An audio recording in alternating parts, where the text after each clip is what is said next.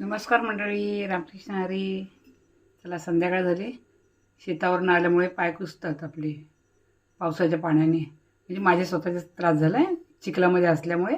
त्यामुळे मी आता म्हटलं काय करायचं, तर मी आता हळद वगैरे तुरटीवर घेऊन पेस्ट करून ती तयार करणार आहे. तुम्हाला मी दाखवण्याचा प्रयत्न करते. कडुलिंबाची पानं घेतली. हा एक छोटासा मी प्रयोग तुम्हाला दाखवणार आहे. तुम्हीसुद्धा पाय म्हणजे आता पावसातून आपल्या पायाला त्रास होतो, बोटं वगैरे तसं झोंबल्यासारखं वाटतात ना, त्यावेळेला हे स्किनला पायाच्या लावायचं, मस्त वाटतं. आता हे मी झाल्यानंतर गरम करणं हळद वगैरे, गावठी हळद आहे.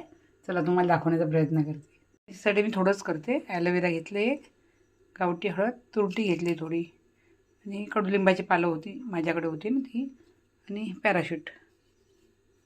त्याचं मिक्सरला वाटून मी ते थोडंसं गरम नॉर्मल करणार. नंतर थोडंसं असं गरम कोमट असतानाच लावायचं पायाला.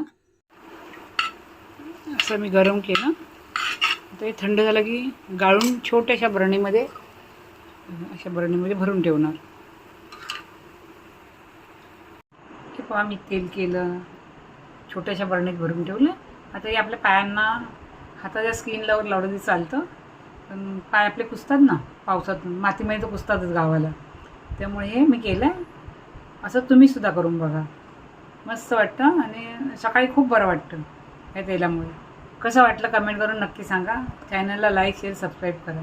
धन्यवाद आणि शुभरात्री सगळ्यांना. चला.